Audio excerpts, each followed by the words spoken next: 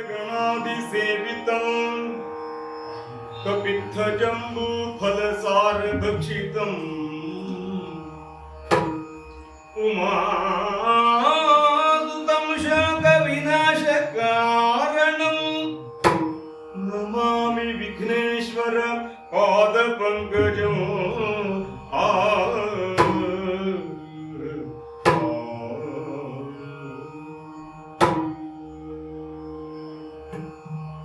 जय जय कात्यायनि बालक जय भक्तेव सिद्धनायक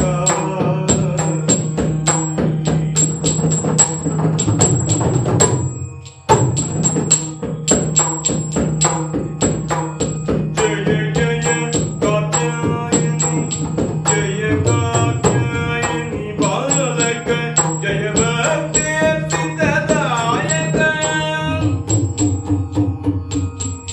जय नागविलास जय विघ्नेश जय विघ्न विनाश जय बालक प्रभोजित जय कोटिल विराजित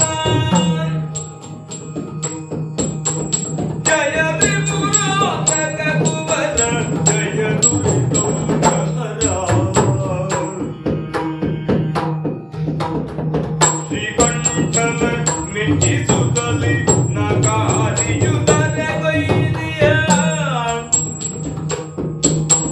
ಶ್ರೀಕಂಠನ ಮೆಚ್ಚಿಸುತ್ತಲೇ ನಗಾರಿಯುದರೆ ಗೈರಿಯ ಶ್ರೀಕರ್ಮ ಶಿವಲಿಂಗವ ಕಂಡು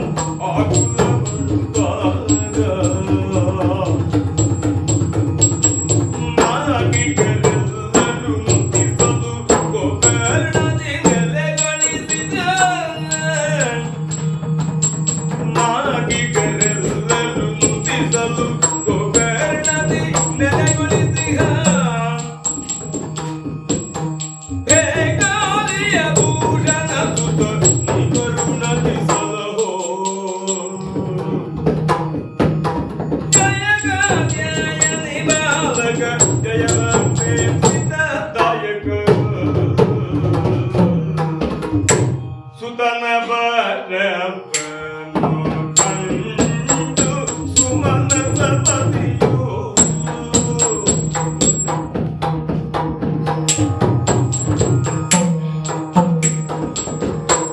ಸುತನ ಬರಪ್ಪನು ಕಂಡು ಸುಮನ ಸಪದಿಯು ವೇಗದಿ ಸಿಂಹಬೀ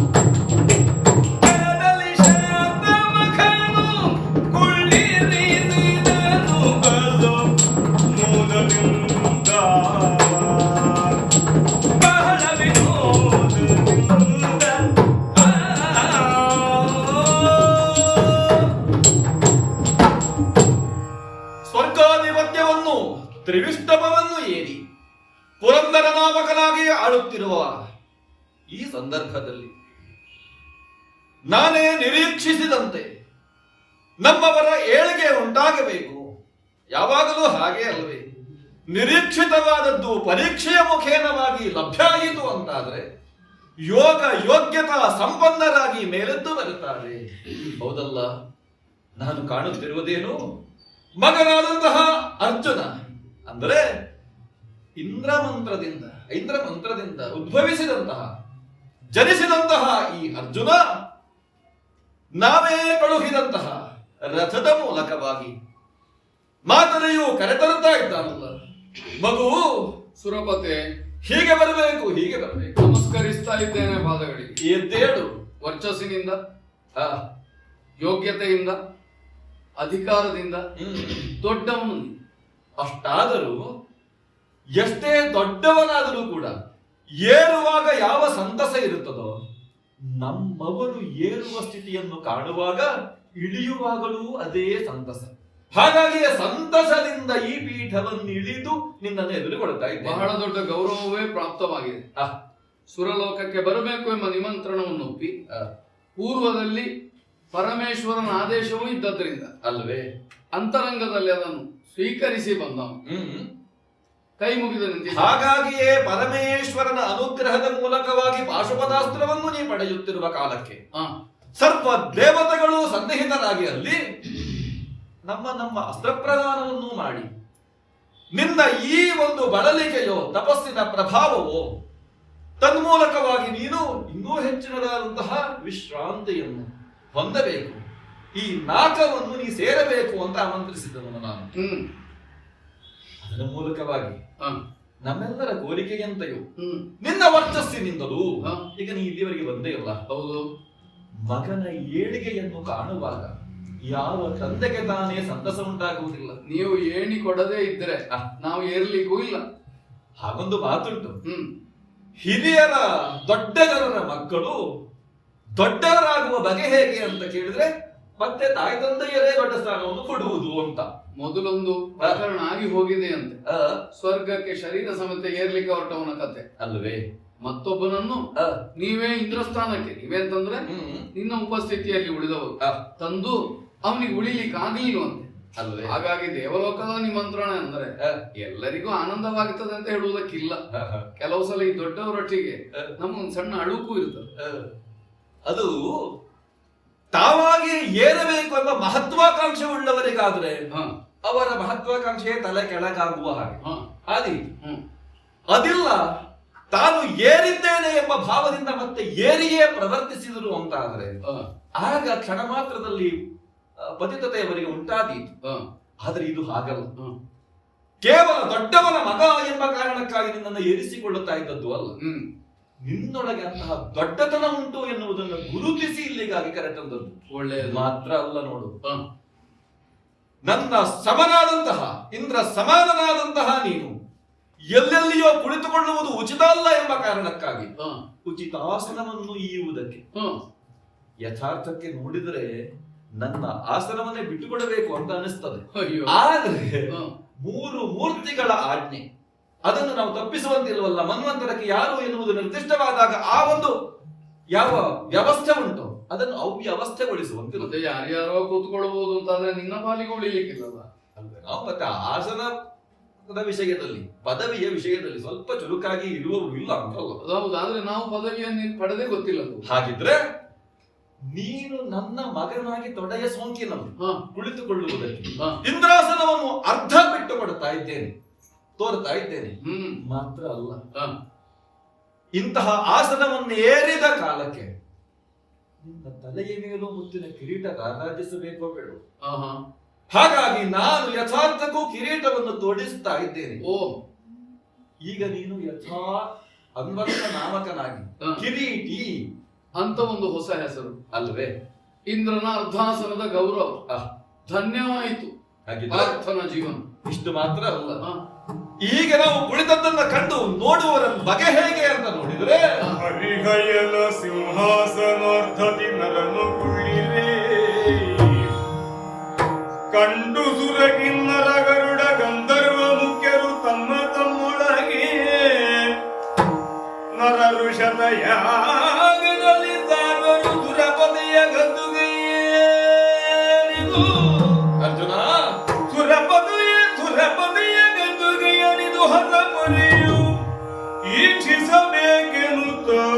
ನಡೆದಂದು ರೊಗ್ಗಿನಲಿ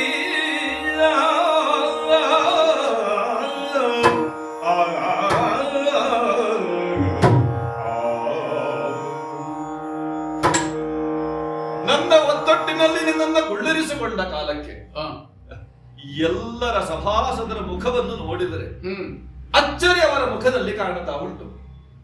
ಏನಿದು ಹೊಸ ಪರಿ? ಅದರಲ್ಲಿ ಎರಡು ಭಾವವೂ ಇಲ್ಲ. ಯಾಕಿದು ಅಚ್ಚರಿಯಲ್ಲಿ ಇವ ಯಾಕೆ ಅಂತಲೂ ಆಗ್ತದೆ, ಅದೇ ಇವನಿಗೆ ಯಾಕೆ ಅಂತಲೂ ಆಗ್ತದೆ ಅಲ್ವೇ? ಆದ್ರೆ ಇವ ಯಾಕೆ ಅನ್ನುವಲ್ಲಿ ಹೀಗೆ ಏನಿದ್ದೇ ಇಲ್ಲಲ್ಲ ಎಂಬಂತಹ ಆಶ್ಚರ್ಯ. ಯಾಕೆಂದ್ರೆ 100 ಯಾಗಗಳನ್ನ ಮಾಡಿ ಈ ಪೀಠವನ್ನ ಏರಬೇಕಾದವರು ಅಲ್ವೇ? ಹೌದು. ಹಾಗಿದ್ರೆ ಇವ 100 ಯಾಗವನ್ನು ಮಾಡಿದ ಯಾಗಿಯೋ ಅನ್ನುವ ಪ್ರಶ್ನೆ. ಅದು ಹೌದು ಅಂತಾದ್ರೆ ಈ ಮನ್ವಂತರದಲ್ಲಿ ಇವನಿಲ್ಲೋ ಅನ್ನುವ ಪ್ರಶ್ನೆ. ಹಾಗಾಗಿ ಅವರೆಲ್ಲರಿಗೂ ಅರ್ಥ ಆಗುವಾಗೆ ನಾ ಆಡುವುದು, ಇದು ಯಾಗದ ಮುಖೇನವಾಗಿ ಶಾಶ್ವತವಾದಂತಹ ಪೀಠವನ್ನು ಇವರು ಏರಬಹುದಾದದ್ದು. ಮನ್ವಂತರಕ್ಕೆ ಶಾಶ್ವತ ಅಂತಂದ್ರೆ ಅಲ್ಲಿ ಇವರಿಗೆ ತಾನೆ, ಚಿರಂಜೀವಿತ್ವ ಅನ್ನಂತಂದ್ರೆ ಕೂಡ ಒಂದು ಮನ್ವಂತರದವರೆಗೆ ತಾನೆ. ಹಾಗಿದ್ರೆ ಆ ಪೀಠವನ್ನು ಏರುವಲ್ಲಿ 100 ಯಾಗವನ್ನು ಮಾಡಬೇಕು. ಹಾಗಾಗಿ ನಾ ಪೂರ್ತಿ ಸಿಂಹಾಸನ ಬಿಡ್ಲಿಲ್ಲ, ಅದು ಬಿಡ್ಲಿಕ್ಕಿಲ್ಲ. ಹಾಗಿದ್ರೆ ಅದು 100 ಯಾಗದಿಲ್ಲ ಅಂದ್ರೆ ಲೋಭ ಉಂಟು ಅಂತ ಹೇಳಿದ್ದಲ್ಲ, ನಾನು ಬಿಡ್ಲಿಕ್ಕೆ ಆಗುವುದಿಲ್ಲ. ಹಾಗಿದ್ರೆ ಅದು 100 ಯಾಗಗಳ ಮುಖೇನವಾಗಿ ಪಡೆಯಬಹುದಾದದ್ದು. ಆದರೆ ಯಾವುದು ತ್ಯಾಗದಿಂದ ಸಿದ್ಧವಾಗುತ್ತದೋ ಅದನ್ನು ತಪಸ್ಸಿನಿಂದ ಸಿದ್ಧಗೊಳಿಸಿಕೊಂಡಿದ್ದಿ ನೀನು ಎನ್ನುವಾಗ ತಪಃಪ್ರಭಾವದಿಂದ ಮಾತ್ರ ಅಲ್ಲ, ವಿಶ್ವೇಶ್ವರನ ಪರೀಕ್ಷೆಗೆ ಒಳಪಟ್ಟು ಬಂದವ ನೀನು. ಹಾಗಿದ್ರೆ ಅಲ್ಲಿ ತೆರೆಗಡೆಯಾದ ಮೇಲೆ ನೀನು ಅವನ ಅನುಜ್ಞೆಯಂತೆಯೇ ನಾನು ಈ ಪದವನ್ನು ಏರಿರುವಾಗ ಈ ಪೀಠಕ್ಕೆ ಸರಿ ಸಮ ನೀನು ಅಂತಾಯಿತೋ ಇಲ್ವೋ? ಹಾಗಾಗಿ ಅರ್ಥವನ್ನು ನಿನಗೆ ಬಿಟ್ಟುಕೊಟ್ಟದ್ದು ಸರಿ. ಮಾತ್ರ ಅಲ್ಲ, ದೂರದಿಂದ ನೋಡುವಾಗ ಸ್ವರ್ಗದ ಸುಭೋಗ ವಸ್ತುಗಳು ಯಾವುದು ಕಾಣುವಾಗ ಒಂದೊಂದು ತರ ಅವರ ಕಲ್ಪನೆಯಲ್ಲಿ. ಆದ್ರೆ ಈ ಪೀಠವನ್ನು ಏರಿದ ಮೇಲೆ ಸುತ್ತಲೂ ನೋಡುವ ಪರಿಯೇ ಬೇರೆ ನೋಡು. 3 ಮೂರ್ತಿಗಳ ಲೋಕವು 3 ಮೂರ್ತಿಗಳು ಇಲ್ಲಿಂದಲೇ ನಾವು ಕಾಣಬಹುದಾಗುತ್ತದೆ. ಮಾತ್ರ ಅಲ್ಲ, ಸಪ್ತ ಋಷಿ ಗಡಣವು ಒಂದು ಕಡೆ, ಅಷ್ಟ ವಸುಗಳು ಇನ್ನೊಂದು ಕಡೆ, ನವಗ್ರಹ ಅಭಿಮಾನಿ ದೇವತೆಗಳೊಂದು ಕಡೆ, ಹಾಗೆಯೇ 11 ರುದ್ರರು, 12 ಆದಿತ್ಯರು, ಹೌದಾ, ಯಕ್ಷರು, ಕಿನ್ನರರು, ಕಿಂಪುರುಷರು, ಸಿದ್ಧರು, ಸಾಧ್ಯರು, ವಿದ್ಯಾಧರರು, ಗಂಧರ್ವರು, ಎಷ್ಟೆಲ್ಲವನ್ನು ನಾವು ಇಲ್ಲಿಂದಲೇ ಕಾಣಬಹುದು. ಲೋಕದಲ್ಲಿಯೂ ಇಷ್ಟು ಜಾತಿ ವರ್ಗ ಉಂಟು ಅಂತ ನನಗೆ ಗೊತ್ತಿರಲಿಲ್ಲ. ಹಾಗಿದ್ರೆ ಇದನ್ನು ಇಲ್ಲಿ ಇಷ್ಟು 32 ಕೋಟಿಗಳಾಗಿ 32 ಸ್ತರದ ದೇವತೆಗಳಾಗಿ ಕಾಣುವಾಗ ಇದಿಷ್ಟನ್ನೂ ಗ್ರಹಿಸುತ್ತ ಸ್ವರ್ಗದ ಆನಂದ ಏನು? ಯಾಕೆಂದ್ರೆ ಮನುಷ್ಯನ ಮಿತಿಯಲ್ಲಿ ಒಂದು ಆನಂದ ಆದ್ರೆ ಅದೇ 100 ಮನುಷ್ಯರ ಮಿತಿಯ ಆನಂದ ಹೇಗೆ? ಅದಕ್ಕಿಂತಲೂ 1000 ಪಟ್ಟು ಹೇಗೆ? ಹೀಗೆ ಒಂದೊಂದು ಸ್ಥಳಕ್ಕೆ ನೋಡಿದಾಗ ಅದರ ಆನಂದದ ಯಾವ ಪರಿಮಿತಿ ಉಂಟೋ, ವ್ಯಾಪ್ತಿ ಉಂಟೋ, ಅದು ವಿಸ್ತಾರವಾಗುತ್ತದೆ.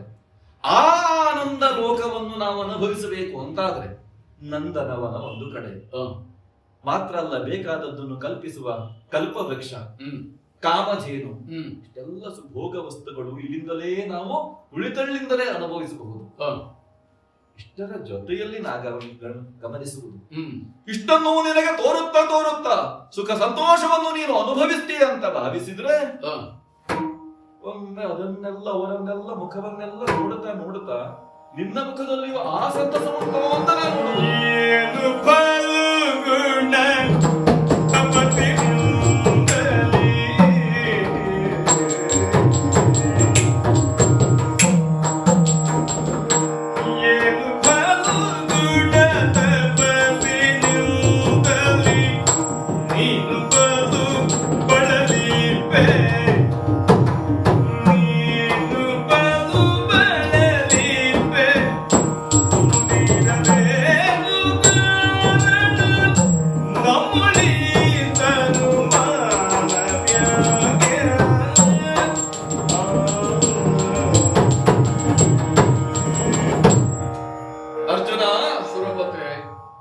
ಹೀಗೆ ನೀನು ಈ ಆನಂದ ಲೋಕವನ್ನು ಸೇರಿ ಆನಂದವನ್ನು ಅನುಭವಿಸ್ತಾ ಇದ್ದೀಯೋ ಅಂತ ನಿನ್ನ ಕಡೆಗಾಗಿ ತಿರುಗಿದ್ರೆ ನಿನ್ನ ಮುಖ ಅಷ್ಟು ಆನಂದದಲ್ಲಿ ತೇಲಾಡುತ್ತಿರುವಂತೆ ನನಗೆ ಕಾಣುತ್ತಾ ಇದೆ.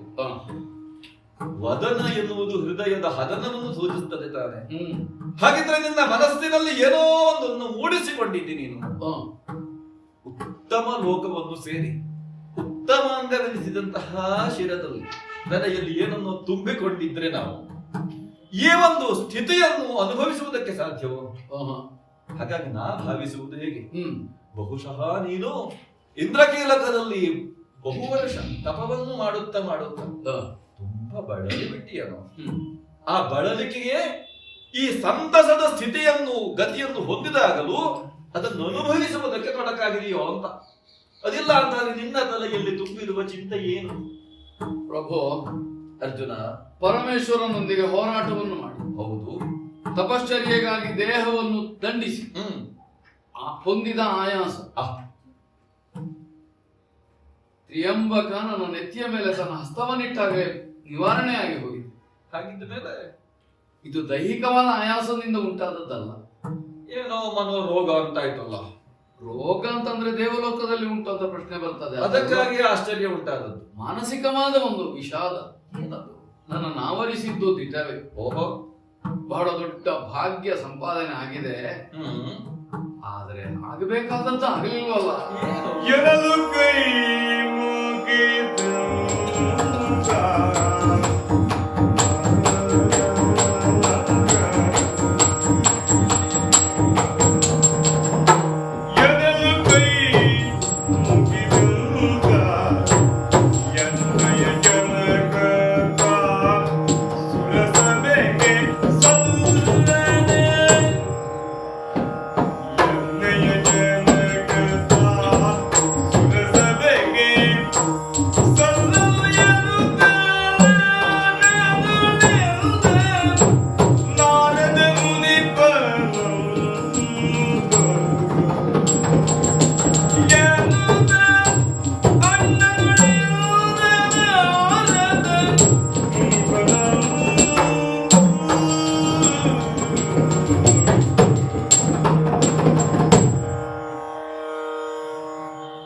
ಜೀವನದಲ್ಲಿ ನಾವು ಹೊಂದಿದ ಉತ್ಥಾನ ಕೇವಲ ನಮಗೆ ಮಾತ್ರ ಆನಂದವನ್ನು ಕೊಡತಕ್ಕದ್ದಲ್ಲ, ಸ್ವಾರ್ಥಿಗಳಲ್ಲ. ಅಥವಾ ಆ ಆನಂದವನ್ನು ನಾವು ಅನುಭವಿಸಬೇಕು ನಿರಾತಂಕವಾಗಿ ಅಂತಾದ್ರೆ ಯಾರಿಗೆಲ್ಲ ಇದು ಆನಂದಪ್ರದವೋ ಅವರೆಲ್ಲ ಅದನ್ನು ಕಾಣಬೇಕು. ನಮ್ಮವರು ನೋಡಿದ್ರೆ ತಾನೇ ನಮ್ಮ ಉಚ್ಚಾರವನ್ನು ನಾವು ನಿಜವಾಗಿ ಸಂತೋಷ ಪಡುವುದಕ್ಕಾಗಿ ಇಷ್ಟು ಉನ್ನತವಾದಂತಹ ಲೋಕಕ್ಕೆ ಬಂದಿದ್ದೇನೆ ಆಗುವುದಕ್ಕೆ ಇಂದ್ರಾಂಶ ಸಂಭೂತನೇ ಆದರೂ ಹೌದು, ವ್ಯಾವಹಾರಿಕವಾಗಿ ನಾನು ಪಾಂಡವನೇ ಹೌದಲ್ಲ. ಹಾಗಾದ್ರೆ ನನ್ನವರು ದೇವಲೋಕದಲ್ಲಿ ಯಾರು ಅಂತ ಕೇಳಿದ್ರೆ ನಮ್ಮ ಪಿತೃಗಳೇ ಆಗಿರ್ಬೇಕು. ನಮ್ಮ ತಂದೆ ಪಾಂಡು ಚಕ್ರವರ್ತಿ ಹಸ್ತಿನಾವತಿಯನ್ನಾಳಿ ಶಾಪ ನಿಮಿತ್ತವಾಗಿ ಅಸುನೀಗಿ ಸ್ವರ್ಗಸ್ಥನಾಗಿದ್ದಾನೆ ಅಂತ ನಾವು ಎಣಿಸಿದ್ದೆವು ಒಂದು ಕಾಲದಲ್ಲಿ. ಆದರೆ ನಾರದರ ಬರೋಣದಿಂದ ನಿಮ್ಮ ತಂದೆಗೆ ಸ್ವರ್ಗದಲ್ಲಿ ಸ್ಥಾನ ಲಭ್ಯವಾಗಲಿಲ್ಲ. ಪೂರ್ವ ಮಹಾರಾಜರುಗಳೆಲ್ಲ ಹೊಂದಿದಂತಹ ಆ ಎತ್ತರದ ಮನ್ನಣೆಯನ್ನು ಅವರು ಪಡೆಯಲಿಲ್ಲ. ಈ ವರ್ತಮಾನವನ್ನು ಕೇಳಿ ಅದಕ್ಕಾಗಿ ನೀವು ರಾಜಸೂಯವನ್ನು ಮಾಡಿ ಅದರ ಮುಖೇನವಾಗಿ ಪಾಂಡವಿಗೆ ಸದ್ಗತಿ ಪ್ರಾಪ್ತವಾಗುತ್ತದೆ, ಯೋಗ್ಯ ಆಸನ ಲಭಿಸುತ್ತದೆ. ಅದನ್ನು ಅಂಗೀಕರಿಸಿ ನಾವು ರಾಜಸೂಯವನ್ನು ಕೈಗೊಂಡೆವು. ಅವಭೃತವಾದ ಕಾಲದಲ್ಲಿ ನಮ್ಮ ತಂದೆಗೆ ಒದಗಬೇಕಾದ ಸ್ಥಾನಮಾನ ಸ್ವರ್ಗದಲ್ಲಿ ಸಿಕ್ಕಿದೆ. ಈ ಆತ್ಮತೃಪ್ತಿಯನ್ನು ನಾವು ಹೊಂದಿದೆವು. ದೇವಲೋಕಕ್ಕೆ ಬರುವಾಗಲೂ ಅಂಥವರಿಗೆ ಅದೇ ಒಂದು ನಿರೀಕ್ಷೆ. ಒಂದು ಸಲ ನೋಡಿಬಿಡೋಣ ತಂದೆಯವರ ಮುಖವನ್ನು. ಆದರೆ ನಿರೀಕ್ಷೆ ಮಾಡಿದರೆ ಇಷ್ಟು ಮುಖಗಳಲ್ಲಿ ತಂದೆಯವರದ್ದು ಕಾಣುವುದು. ಹಾಗಾಗಿ ಎಷ್ಟು ಜನರನ್ನು ತೋರಿಸಿದ್ರು ಅತ್ತ ನೀನು ನೋಡ್ತಾ ಇಲ್ಲ. ಒಂದದು. ಇನ್ನೊಂದು, ನಾವು ರಾಜಸೂಯವನ್ನು ಮಾಡಿ ನಮ್ಮ ತಂದೆಯವರು ಸ್ಥಾನ ಉನ್ನತಿಯನ್ನು ಹೊಂದಿದ್ರು ಅಂತ ತಿಳಿದದ್ದು ಕೇವಲ ಭ್ರಮೆ. ನಾವು ಮಾಡಿದ ಯಾಗವೇ ಅರ್ಥಶೂನ್ಯವಾಗಿ ಹೋಯಿತೆ ಅಥವಾ ಕ್ರಿಯಾಲೋಪವೇ. ಒಂದು ನಮ್ಮ ತಂದೆಗೆ ಔನ್ನತ್ಯ ಪ್ರಾಪ್ತಿಸಲಿಲ್ಲ, ಮತ್ತೊಂದು ನನಗೊದಗಿದ ಔನ್ನತ್ಯವನ್ನು ನಮ್ಮ ತಂದೆಯವರು ನೋಡ್ತಾ ಇಲ್ಲ. ಆದ್ರೆ ಇದೇನು? ಈ ಕಾರಣದಿಂದ ನನ್ನ ಮನಸ್ಸು ಖಿನ್ನವಾಗಿದೆ. ಓಹೋ ಅರ್ಜುನ, ನಮ್ಮ ತಂದೆಯವರು ದೇವತೆಗಳು ಎಂತಂದ ಕ್ಷಣದಲ್ಲಿ ಹ್ಮ್ ಪ್ರತ್ಯಕ್ಷ ಪ್ರಿಯರಾಗಿ ಅಲ್ಲ, ಅವರು ಪರೋಕ್ಷ ಪ್ರಿಯ ಇವ ಹಿ ದೇವಾಹ. ಹೌದಾ? ಹಾಗಿದ್ರೆ ಪ್ರತ್ಯಕ್ಷವಾಗಿಯೇ ಇಂತಹ ಫಲವನ್ನು ಕೊಡುತ್ತಾರೆ ಅಂತಲ್ಲ. ಕೆಲವು ಯಾಗಗಳಿಂದ ದೃಷ್ಟ ಫಲ ಉಂಟಾದರೆ, ಇನ್ನು ಕೆಲವು ಯಾಗಗಳಿಂದ ಅದೃಷ್ಟ ಫಲ, ಅದೃಷ್ಟವೇ ಫಲ ಕೆಲವು ಕಡೆ. ಹಾಗಿದ್ರೆ ಅದೃಷ್ಟ ಎನ್ನುವುದು ಆದ್ರೆ ಫಲವು ಅದೃಷ್ಟವಾದ್ರೆ ಜೀವಿಗೆ ಏನು ಲಾಭ ಅಂದ್ರೆ ಅಲ್ಲಿ ನಂಬಿಕೆಯಲ್ಲಿ ಆವಾಗ ದೋಷ ಬರುತ್ತದೆ. ಹೌದಾ? ತನ್ನ ನಂಬಿಕೆಯೇ ಸುಳ್ಳಾಗಿ ಹೋಯಿತು. ಹಾಗಿದ್ರೆ ಆ ರೀತಿಯಾದಂತಹ ಸಂಶಯಕ್ಕೆ ನೀನು ಒಳಗಾಗಿದ್ದೀನಿ. ಇಲ್ಲಿ ಬಂದ ಕ್ಷಣದಲ್ಲಿ ಅವನನ್ನು ನಾ ಕಾಣುತ್ತೇನೆ ಎಂಬ ನಿರೀಕ್ಷೆ. ಹೌದು. ಯಾವುದು ಸ್ಥೂಲ ಶರೀರದಲ್ಲಿ ನಾವು ಕಾಣುತ್ತೇವೆ, ಸೂಕ್ಷ್ಮ ಶರೀರಿಯಾಗಿ ಅದನ್ನೇ ಕಾಣುವುದಕ್ಕಾಗ್ತದೋ? ಕಾರಣ ಶರೀರಿಯಾದದ್ದನ್ನು ಹಾಗೆಯೇ ಕಾಣುವುದಕ್ಕಾಗ್ತದೋ? ಇರ್ಲಿಕ್ಕಿಲ್ಲ. ಸ್ಥಿತ್ಯಂತರ ಎನ್ನುವುದು ಉಂಟಾಗಿಯೇ ಆಗುತ್ತದೆ. ಸ್ಥೂಲ ಶರೀರಿಯಾಗಿದ್ದವನು ಮರಣಾನಂತರದಲ್ಲಿ ಸೂಕ್ಷ್ಮ ಶರೀರವನ್ನು ಹೊಂದುತ್ತಾನೆ. ಸೂಕ್ಷ್ಮ ಶರೀರದಲ್ಲಿ ಅವನು ಹೊಂದಿದಂತಹ ಯಾವ ಬಗೆಯ ಪುಣ್ಯವೋ ಪಾಪವೋ ತನ್ಮೂಲಕವಾಗಿ ಅದಕ್ಕೆ ಬೇಕಾದಂತಹ ಭೋಗವೋ ಅಥವಾ ಶಿಕ್ಷೆಯೋ ಅನುಭವಿಸಿ ಅವನು ಕಾರಣ ಶರೀರವನ್ನು ಹೊಂದುತ್ತಾನೆ. ಈ ನೆಲೆಯಲ್ಲಿ ನೋಡುವಾಗ ನಿನಗೆ ನಾನು ಸೂಚ್ಯವಾಗಿ ತಿಳಿದಿದೆ. ನಿನಗೆ ನೋಡಲ್ಲಿ ವಸುಗಳು, ರುದ್ರರು, ಆದಿತ್ಯರು. ಅರ್ಜುನನಿಗೆ ತಿಳಿಯದೇ ಇರುವ ವಿಷಯವೇನು? ತಂದೆ, ಅಜ್ಜ, ಮುತ್ತಜ್ಜ, ಈ ಭಾವವನ್ನು ತಳೆಯುವುದು ಹೇಗೆ ಭೂಲೋಕದಲ್ಲಿ? ಆ ಪಿತೃ ಪಂಕ್ತಿ ಎನ್ನುವುದು ವಸು, ರುದ್ರ, ಆದಿತ್ಯ ಎಂಬ ನೆಲೆಯಲ್ಲವೇ? ತಂದೆಯರ ಸ್ಥಾನ ಪಿತೃಸ್ಥಾನ ಎನ್ನುವುದು ವಸು ಪಂಕ್ತಿಗಳಲ್ಲಿ, ಅದೇ ಅಜ್ಜನ ಸ್ಥಾನ ಎನ್ನುವುದು ರುದ್ರ ಪಂಕ್ತಿಯಲ್ಲಿ, ಅದೇ ಮುತ್ತಜ್ಜನ ಸ್ಥಾನ ಎನ್ನುವುದು ಆದಿತ್ಯ ಪಂಕ್ತಿಯಲ್ಲಿ. ಹೀಗೆ ವಸು, ರುದ್ರ, ಆದಿತ್ಯ ಎಂಬ 3 ವಿಧವಾಗಿ ಅವರನ್ನು ನಾವು ವಿಂಗಡಿಸ್ತೇವೆ. ಹಾಗಿದ್ರೆ ವಸುಗಳನ್ನು ಕಾಣುವಾಗ ತನ್ನ ತಂದೆಯನ್ನೇ ಕಂಡ ಅನುಭವ ನಿನಗೆ ಆಗಬೇಕಾಗಿತ್ತು. ಆಗಲಿಲ್ಲ. ಆಗಬಾರದು ಅಂತಲ್ಲ, ಆಗಬಾರದು ಅಂತಲ್ಲ. ನೀನು ಚರ್ಮ ಚಕ್ಷುವಾಗಿ ಬಂದವನು. ನೀನು ದಿವ್ಯ ದೇಹವನ್ನು ಅನುಭವಿಸಿ ಬಂದರೂ ನಿನ್ನ ಶರೀರ ಎನ್ನುವುದು ಕಳೆಗೊಳ್ಳಲಿಲ್ಲ. ನಿನ್ನ ಭೌಮವಾದಂತಹ ಶರೀರವನ್ನೇ ಹೊಂದಿ ನೀನು ಬಂದಿದ್ದಿ ಎನ್ನುವಾಗ ಈ ಕಣ್ಣಿಗೆ ಅದು ಕಾಣಲಿಲ್ಲ. ಅದು ನಿನ್ಗೆ ಈ ಕಣ್ಣಿಗೆ ಕಾಣಬೇಕು ಅಂತ ಆದ್ರೆ ನಾನು ದೇವದೂತನಿಗೆ ಸೂಚನೆಯನ್ನು ಕೊಡಬೇಕು. ಒಂದು ವೇಳೆ ಸದ್ಗತಿ ಪ್ರಾಪ್ತಿಸಿದೆ ಅಂತ ನೀನು ಆಡಿದೆ, ನಾನು ಅದನ್ನು ಒಪ್ಪಬಹುದು. ಆದ್ರೆ ಕಾಣಬೇಕು ಎಂಬ ಹಂಬಲ ಈಡೇರಿದ ಹಾಗಲ್ವಲ್ಲ. ಅದಕ್ಕೆ ಬೇಕಾಗಿ ಮಗನ ಹಂಬಲವನ್ನು ನಾನು ಬೆಂಬಲಿಸಿ ಆಡುವುದು. ದೇವದೂತರಲ್ಲಿ ಹೇಳ್ತಾ ಇದ್ದೇನೆ, ಕರೆದುಕೊಂಡು ಬನ್ನಿ. ಅವನನ್ನು ಯಾವ ರೀತಿಯಿಂದ ನೋಡಬೇಕು ಅಂತ ಮಗನಾದ ನೀ ಅರ್ಜುನ ಭಾವಿಸಿದ್ದೀಯೋ. ಯಾಕೆಂದ್ರೆ ಯದ್ ಭಾವಂ ತದ್ ಭವತಿ. ನಾವು ಹೇಗೆ ಭಾವಿಸ್ತೇವೆಯೋ ಹಾಗೆ ಸೃಷ್ಟಿಯಾದ್ರೆ ಮಾತ್ರ ಅದನ್ನು ನಾವು ನಂಬುತ್ತೇವೆ. ನಾವು ನಂಬಿದಂತೆಯೇ ಸೃಷ್ಟಿ ಆಗುತ್ತದೆ. ಹಾಗಾಗಿ ನೀನು ಏನನ್ನು ಚಿಂತಿಸಿದ್ದೆಯೋ, ನಮ್ಮ ತಂದೆಯವರು ಇಂತಹ ಸ್ಥಾನದಲ್ಲಿ ಸ್ಥಾನಾಪನ್ನರಾಗಿ ಕಂಗೊಳಿಸ್ತಾ ಇದ್ದಾರೆ, ಆ ರೀತಿಯಲ್ಲಿ ಕಾಣುವಂತೆ ವ್ಯವಸ್ಥೆ ಮಾಡಿದ್ದೇನೆ. ನೋಡು ನೋಡು. ಕೃತಾರ್ಥನ ಇದಕ್ಕಿಂತ ಹೆಚ್ಚು ಹೇಳುವುದಕ್ಕೇನಿಲ್ಲ. ಹೌದಾ? ಯಾಕಂದ್ರೆ ಪೂರ್ವ ಸಂಬಂಧವನ್ನಿಟ್ಟು ವ್ಯವಹರಿಸಲಿಕ್ಕೂ ಸ್ವಾತಂತ್ರ್ಯ ಇಲ್ಲ. ಆದ್ರೆ ನೋಡಿ, ನನ್ನ ಮನಸ್ಸು ಆನಂದ ತುಂಬಿರವಾಗಿದೆ. ಹಾಗಿದ್ರೆ ಇದೊಂದು ಒಳ್ಳೆಯ ನಿದರ್ಶನ ಆಯಿತೋ ಇದು. ಈಗ ನನ್ನ ಅಂತರಂಗದಲ್ಲಿದ್ದ ದುಃಖ ನಿವಾರಣೆ ಮಾತ್ರ ಅಲ್ಲ, ನಮಗೂ ಒಂದು ಸಮಾಧಾನ. ಲೋಕದ ಜನರಿಗೆ ಇಂತಹ ಯಾಗವನ್ನು ಮಾಡಿದ್ರಿಂದ ಇಂತಹ ಪದವಿ ಲಭಿಸ್ತದೆ, ಕೇವಲ ಶಾಸ್ತ್ರಗಳಲ್ಲಿ ಮಾತ್ರ ವಿಹಿತವಾಗಿತ್ತು. ಅದು ಹೌದೋ ಅಲ್ವೋ ನೋಡಿದ ಒಬ್ಬನೊಬ್ಬ ಸಿಕ್ಕನೋ ಇಲ್ವೋ. ಆದ್ರಿಂದ ಇನ್ನು ಯಾಗದ ಸಂಖ್ಯೆ ಹೆಚ್ಚಾಗಲಿಕ್ಕೂ ಸಾಕು. ಹಾಗಿದ್ರೆ ಈಗ ಈ ಯಾಗವನ್ನು ಮಾಡಿದ್ರಿಂದ ಈ ಪದವಿ ದೊರಕುತ್ತದೆ ಅಂತ ನೀವು ಹೋಗಿ ಸಾರಬೇಕು. ಅಂತೂ ಲಾಭ ಇಲ್ಲದೆ ನಿಮ್ಮ ವ್ಯವಹಾರವೂ ಇಲ್ಲ. ಹಾಗಿದ್ರೆ ಎಲ್ಲಿಯೇ ಆಗಲಿ ಪ್ರಯೋಜನ ಇಲ್ಲ ಅಂತ ಆದ್ರೆ, ಮಂದಮತಿಯೇ ಪ್ರವರ್ತಿಸುವುದಿಲ್ಲ ಅಂತ ಆದ್ರೆ, ಇನ್ನು ಚತುರರು ಹಾಗೆ ವರ್ತಿಸುವುದಕ್ಕುಂಟ. ನಮಗೂ ಉಪದೇಶವೇ ಹಾಗೆ. ನೀವು ಯಾಗ ಮಾಡಿ ದೇವತೆಗಳು ನಿಮಗೆ ಬೇಕಾದನ್ನು ಕೊಡುತ್ತಾರೆ ಅಲ್ಲವೇ? ಹಾಗಿದ್ರೆ ಆ ಬೇಕಾದಂತಹ ಸ್ಥಾನಾಪನ್ನತೆ ದೊರಕಿತು ಎನ್ನುವಾಗ ನೀನು ಸಂತಸಗೊಂಡಿಯಷ್ಟೇ. ಹೌದೇ? ಈ ಸಂತಸದ ಆಧಿಕ್ಯ ಇನ್ನೂ ಹೆಚ್ಚಾಗಬೇಕು ಅಂತ ಆದ್ರೆ ಸ್ವರ್ಗದ ಇನ್ನೂ ಹೆಚ್ಚಿನ ಸ್ಥಿತಿಯನ್ನು ನಿನಗೆ ಕಾಣಿಸಬೇಕು. ಅದಕ್ಕೆ ಬೇಕಾಗಿ ಗಾಯನ, ನಾಟ್ಯ, ಗಂಧರ್ವ ಗಾನಾದಿಗಳು ಏರ್ಪಡಲಂತ ಏರ್ಪಡಲಿ. ಸುರತರಂಗಿಣಿಯನ್ನು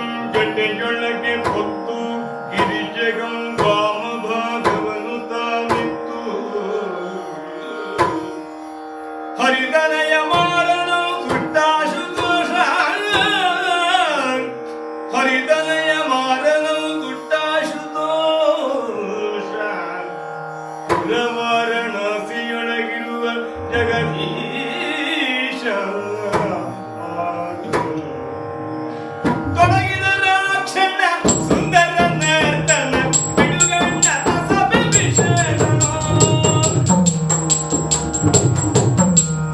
ತೊಡಗಿದ ರಾಕ್ಷಣ ಸುಂದರ ನರ್ತನ ಬಿಡುಗಣ್ಣ ಸಭೆ ವಿಶೇಷಣ ಆ ಬಿಡುಗಣ್ಣರ ಸಭೆ ವಿಶೇಷಣ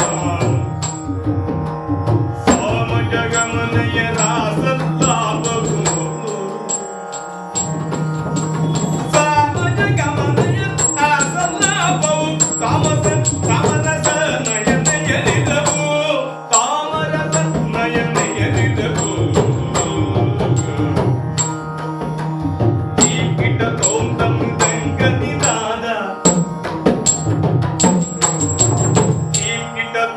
ಮೃದಂಗನಿನಾದವು ತಾಂಗದ ಗಿಡ ತಗದತಿ ಮುದವು ತಾಂಗದ ಗಿಡ ತಗದತಿ ಮುದವು ತಾಂಗದ ಗಿಡ ತಗದತಿ ಮುದವು ಸುತ್ರಾಮನ ಮನದಿರಬಲ್ಲರಿಯುತ್ತ ಮತ್ತಲ್ಲ ಸಲಯದ ಕುಣಿತ ಸುತ್ರಾಮನ ಮನದಿರಬಲ್ಲರಿಯುತ್ತ ಮತ್ತಲ್ಲ ಸಲಯದ ಕುಣಿತ ತಿತ್ತೋಂದಿನ ಗಿಡ ತೈ ತೈ ಎಲ್ಲುದ ತತ್ತೋಂದದ ಗಿಡದ ನುಡಿತ ತಿತ್ತೋಂದಿನ ಗಿಡ ತೈ ತೈ ಎನ್ನುದ ತತ್ತೋಂದದ ಗಿಡದ ನುಡಿತ ಮತ್ತಲ್ಲ ಸರಿಯದ ಕುಣಿತ ತತ್ತೋಂದದ ಗಿಡದ ನುಡಿತ ಈದದ ಮುರುಹುದಾದ್ಯದ ಸಮ್ಮುಖ ಭೂತೇಶನಿಗತಿ ಪ್ರಿಯವಿಂದು ನೂತನ ಗಾನ ಸಮಿಲಿತದ ನರ್ತನ ಇದಮಗೊಳಿಸಲು ಸಭೆಯನ್ನು ಹೇಗೆ ಬಂತ? ಪ್ರತ್ಯೇಕವಾಗಿ ನೋಡಿದರೂ ಸರಿಯೇ, ಒಟ್ಟಾಗಿ ಅನುಭವಿಸಿದರೂ ಸರಿಯೇ. ಆನಂದ ಅದಕ್ಕೆ ಕೇವಲ ಅದರಿಂದ ಬಂದ ಆನಂದ ಮಾತ್ರವಲ್ಲ, ನಮ್ಮ ಹೃದಯಸ್ಥವಾದ ಆನಂದ ಭಾವವು ಪ್ರಖರಗೊಳ್ಳುವಂತೆ ಅದ್ಭುತವಾದ ನಾಟ್ಯವೈಖರಿ. ಅದೇ ಅಲ್ವೇ, ಒಳಗಿರುವಂತಹ ಭಾವವೇ ಮುಂದೆ ಸ್ಥಾಯಿಯಾಗಿ ನಿಂತು ರಸವಾಗಿ ಪ್ರವರ್ತಿಸುವುದು. ಇದ್ದಿತ್ತು.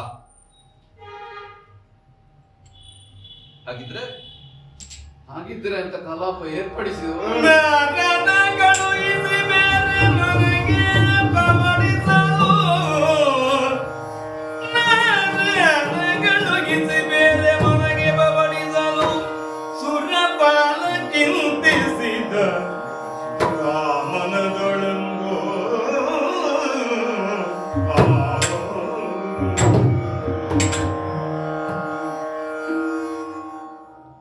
ಇಷ್ಟು ಚಂದವಾದಂತಹ ನರ್ತನವನ್ನು ನೋಡುತ್ತಾ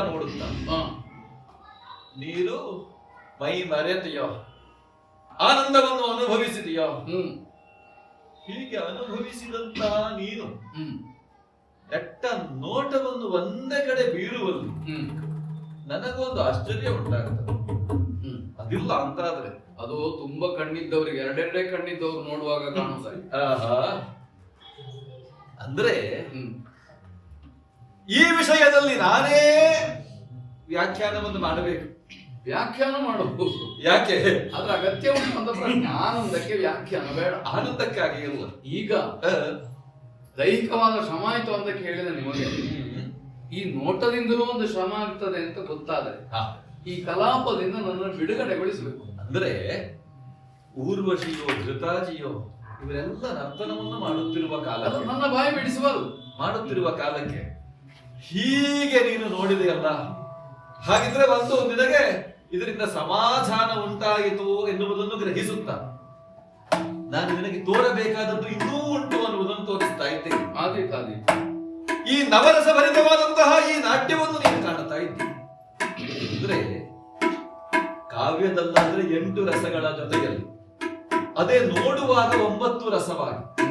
ಆದ್ರೆ ಇಷ್ಟೇ ಸಾಲದು, ಈ ಸ್ವರ್ಗದಲ್ಲಿರುವಂತಹ ರಸ ಇನ್ನೂ ಉಂಟು, ಅದು ಭೋಜ್ಯದದು ಷಡ್ ರಸ. ಹಾಗಾಗಿ ಇದನ್ನು ನೋಡಿದಂತಹ ಆನಂದ ಭರಿತನಾದ ನೀನು ಆ ಭೋಜ್ಯವನ್ನು ನೀನು ಗ್ರಹಿಸು, ಷಡ್ರಸೋಪೇತವಾದಂತಹ ಊಟವನ್ನು ಸ್ವೀಕರಿಸುತ್ತಾ ನೀನು ವಿಶ್ರಾಂತಿಗಾಗಿ ತೆರಳು. ಒಳ್ಳೆಯದು. ನಿನಗೆ ಬೇಕಾದದ್ದನ್ನು ನಾ ಕರುಣಿಸ್ತೇನೆ. ಸುತನ ಮನದೂರ್ವಶಿಯ ಮೇಲೆ ನೆಟ್ಟಿರುವುದು, ಸುತನ ಮನದೂರ್ವಶಿಯ ಮೇಲೆ ನೆಟ್ಟಿರುವುದು, ಸತಿಯವಳ ನೀನಾತನಲ್ಲೇ ಗಟ್ಟುವುದೆಂದು ಚಿತ್ರಸೇನ ಕರೆದು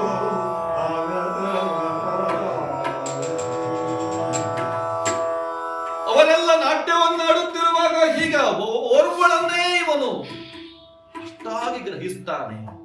ಮಾತ್ರ ಅಲ್ಲ, ಅಂತಹ ಚಮತ್ಕಾರ ಎನ್ನುವ ಹಾಗೆ ಅವಳೊಬ್ಬಳ ನಾಟ್ಯವನ್ನೇ ನೋಡುತ್ತಾನೆ ಎನ್ನುವಾಗ ಈ ಸ್ವರ್ಗದಲ್ಲಿ ಯಾವುದೇ ರೀತಿಯಾದ ಹೆಚ್ಚು ಕಡಿಮೆ ಎಂಬ ಭಾವ ಇಲ್ಲವೇ ಇಲ್ಲ. ಇದು ತ್ರಿದಶ, ಬಾಲ್ಯ, ಕೌಮಾರ, ಯೌವನ, 3ನೇ ಅವಸ್ಥೆಯನ್ನೇ ಸದಾ ಹೊಂದಿರಬಹುದಾದಂತಹ ಈ ಲೋಕ. ಹಾಗಾಗಿಯೇ ನಾಕ ದುಃಖ ಇಲ್ಲದೆ ಇರುವಂತಹ ಲೋಕ. ಹೀಗಿರುವಂತಹ ಈ ಲೋಕದಲ್ಲಿ ಇವನು ಆ ಊರ್ವಶಿಯ ನರ್ತನವೇ ಹೆಚ್ಚಿನದು ಎಂಬ ಹಾಗೆ ಇವ ಕೆಟ್ಟ ದೃಷ್ಟಿಯನ್ನು ಇಡುತ್ತಾನೆ ಅಂತ ಆದ್ರೆ ಹೌದಲ್ಲ. ಅವನು ಹೇಳಿದ ಏನದು, ನೀನೇ ಇದನ್ನೆಲ್ಲ ಗ್ರಹಿಸಬೇಕು ಎಂಬ ಹಾಗೆ. ಲೋಕದ ಜನರು ಆಡುವುದು ಹಾಗೆ ಅಲ್ಲವೇ? ಅಹಲ್ಯಾಜಾರಾಯ ನಮಃ. ಹಾಗಿದ್ರೆ ಅಷ್ಟನ್ನು ಗ್ರಹಿಸುವ ನನಗಿದು ಗೊತ್ತಾಗುವುದಿಲ್ಲ ಅಂತ, ಅದು ನಮಗೆ ನಿಂದೆಯೋ ಸ್ತುತಿಯೋ ಬೇರೆ ಪ್ರಶ್ನೆ. ಆದರೆ ಆ ಮೂಲಕವಾಗಿ ನಮ್ಮನ್ನ ಯೋಚನೆಯನ್ನು ಮಾಡ್ತಾರಲ್ಲ, ನಮ್ಮ ಸ್ತವನವನ್ನು ಮಾಡ್ತಾರಲ್ಲ, ಹಾಗಾಗಿ ಸ್ತುತಿರು ನಿಂದ ಇಂದ ಸ್ತುತಿ ವ್ಯಾಜ ಸ್ತುತಿ ಎಂಬ ಹಾಗೆ ಸ್ತುತಿಸ್ತಾರೆ ಅಂತಾದ್ರೆ ಸಂತಸ. ಇದನ್ನು ನಾನು ಅರ್ಥೈಸಿಕೊಂಡು ಚಿತ್ರಸೇನನನ್ನೂ ಕರೆದಿದ್ದೇನೆ.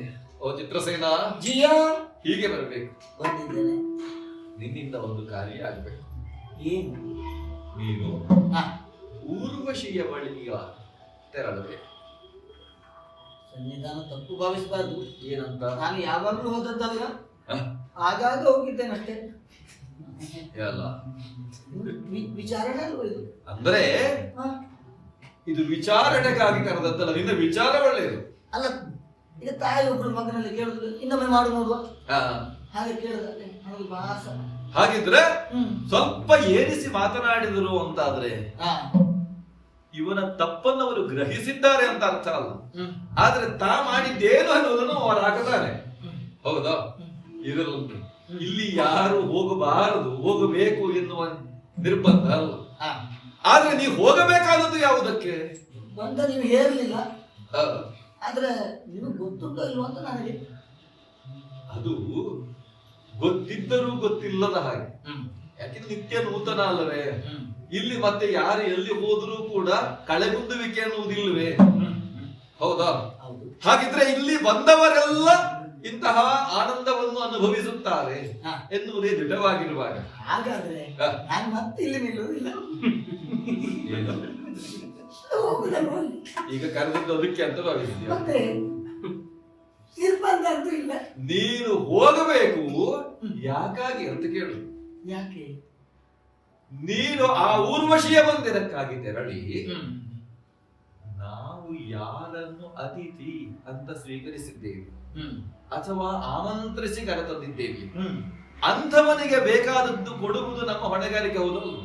ಯಾವಾಗಲೂ ನಾವೇ ಅನುಭವಿಸ್ತಾ ಇದ್ರೆ ನಮ್ಮ ಅನುಭವಕ್ಕೆ ಯಾವುದು ವೇದ್ಯ ಆಗ್ತದೋ, ಇಲ್ಲಿ ಬಂದವರಿಗೂ ಅದೇ ಅನುಭವಕ್ಕೆ ವೇದ್ಯ ಆಗುವಾಗ ನೋಡಿಕೊಳ್ಳಬೇಕಾದ ಹೊಣೆಗಾರಿಕೆ ಅಲ್ವೇ? ಅಲ್ಲ, ಮತ್ತೆ ಇಲ್ಲಿ ಮಾತ್ರ ನಾವು ಅನುಭವಿಸುವುದು ಮತ್ತೊಬ್ರು ಅನುಭವಿಸ್ಲಿ ಅಂತ ಹೇಳುದು. ಹಾಗಿದ್ರೆ ಅವರಿಗದಲ್ಲ, ಅವರಿಗದು ಹೊಸದಾಗಿ ಹೊಸದಾಗಿ. ಹಾಗಿದ್ರೆ ಅದನ್ನು ಅನುಭವಿಸುವುದಕ್ಕೆ ಅನುವು ಮಾಡಿಕೊಡ್ಬೇಕು ನಾವು. ಈಗ ಅವನಿಗಾಗ ಅವನಿಗಾಗ. ಅವರಿಗಾಗ. ಹಾಗಾಗಿ ಯಾಕೆಂದ್ರೆ ಈಗ ಅವರು ಅರ್ಧ ಸೇರಿ ಆಯ್ತು. ಅದಿಲ್ಲ ಅಂತ ಆದ್ರೆ ಇಲ್ಲಿ ಎಲ್ಲ ಅಪ್ಸರಾಂಗನೆಯರು ನರ್ತನವನ್ನು ಮಾಡುತ್ತಿರುವಾಗ ಕೇವಲ ಊರ್ವಶಿಯ ನರ್ತನವನ್ನು ಹೊಗಳುವ ತೆರದಲ್ಲಿ ಇವ ಭಾವಿಸ್ತಾನೆ ಅಂತಾದ್ರೆ ಇಲ್ಲಿ ನರ್ತನ ಮಾಡಿದವಳು ಒಬ್ಬಳೆಯ ಅಲ್ಲಲ್ಲ, ಎಲ್ಲರೂ ಮಾಡಿದ್ದಾರೆ. ಆದ್ರೆ ಅವರ ನರ್ತನವನ್ನು ಅವ ಗುರುತಿಸಲಿಲ್ಲ. ಇವಳಲ್ಲಿಯೇ ಮಾತ್ರ ಇವ ಮನವನ್ನಿಟ್ಟಿದ್ದಾನೆ. ಹಾಗೆ ನಿಮಗೆ ಕಂಡದ್ದು. ಹಾಗಿದ್ರೆ ಅವನಿಗೆ ಬೇಕದು ಅಂತಾಯ್ತು. ನಿಮ್ಮ ಮಗ ಅಲ್ವ, ಮತ್ತೇನಾದ್ರೂ ಹೆಜ್ಜೆ ತಪ್ಪುತ್ತೋ ಹಾಗೇನಾದ್ರೂ ನೋಡಿರ್ಲಿಕ್ಕೂ ಸಾಕು ಅವ. ಎಲ್ಲಿಂದ ಯಾವುದು ಉದಿಸಿದೆಯೋ ಅಲ್ಲಿಯ ಭಾವ ಅದರೊಳಗಿದ್ರೆ ತಪ್ಪಲ್ಲಲ್ಲ, ಅಲ್ವೇ? ನೀವು ಭಾವಗ್ರಾಹಿ. ಹಾಗಿದ್ರೆ ದೇವತೆಗಳಲ್ಲಿ ಭಾವವೇ ಇಲ್ಲ ಅಂತಲ್ಲ, ಆದ್ರೆ ಎಲ್ಲ ಸಮಯದಲ್ಲೂ ಕಾಣಿಸ್ತಾರೋ ಇಲ್ಲವೋ ಅನ್ನುವುದು ಪ್ರಧಾನ. ಹಾಗಾಗಿ ನಮಗೂ ಅವನು ಮಗನೆಂಬ ಭಾವ. ಹಾಗಾಗಿ ಆ ಮಗನು ಸಂತಸದಿಂದ ಕಾಲವನ್ನು ಕಳೆಯಲಿ, ವಿಶ್ರಾಂತಿಯನ್ನು ಪಡೆಯಲಿ ಎಂಬ ಭಾವ. ಅದಕ್ಕೆ ಒದಗುವವಳು ಇವಳು. ನನ್ನ ಮನಸ್ಸಿನಲ್ಲಿ ಒಂದು ಪ್ರಶ್ನೆ ಉಳಿದು ಹೋಗಿತ್ತು, ಏನದು? ಈ ಉತ್ತರ ಸಿಕ್ತು. ಅಲ್ಲದೆ ಹೋದ್ರೆ ತಪಸ್ಸನ್ನೇ ಮಾಡಿ ಬರುವವರು ಕೆಲವರು ಇದ್ದಾರೆ ಈ ಪೀಠಕ್ಕಾಗಿ, ಹೌದಾ? ಅವರನ್ನ ಹೊಡೆದು ಓಡಿಸ್ತೀರಿ.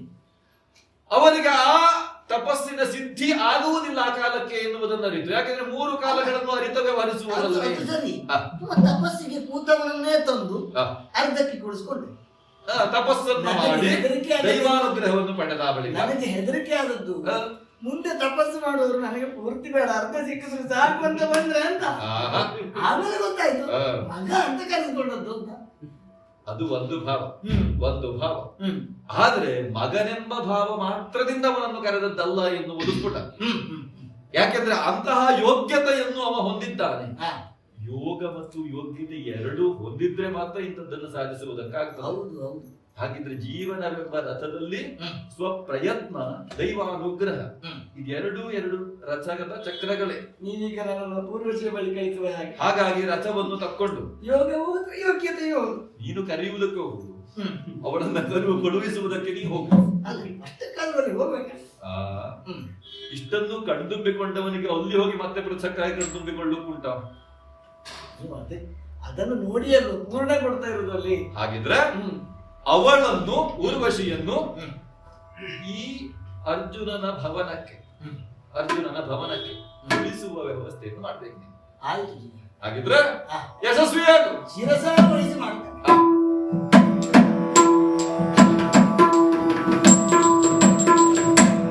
ಎನ್ನಲು ಚಿತ್ರಸೇನ ಕೇಳುತ್ತಲೇ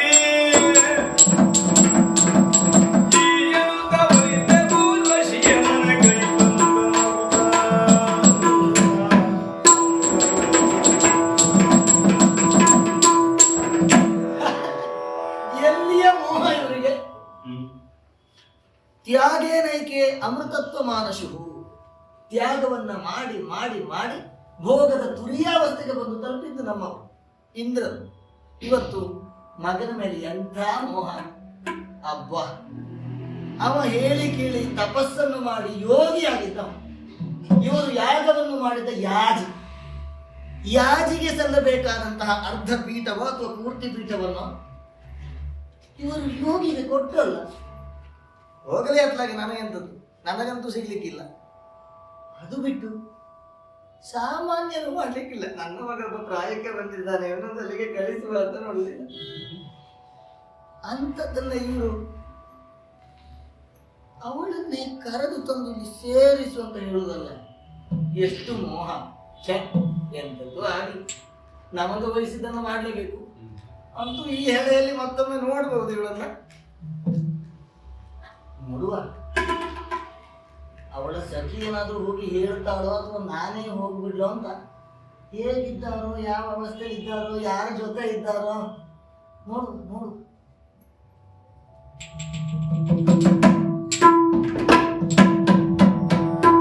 ಏನು ಹೇಳ್ತಾ ಇದ್ದಾಳೆ ಸಖಿ? ಚಿತ್ರಸೇನ ಬಂದಿದ್ದಾನಂತೆ, ಒಳಗೆ ಕರೆದುಕೊಂಡು ಬಾ ಅಂತ ಹೇಳಿದ್ದೇನೆ. ಏನಯ್ಯ, ನನ್ನ ಮನೆಯಲ್ಲಿ ಉಪಚಾರ ಬೇಕೋ ನಿನಗೆ? ಏನು ಬಂದೆ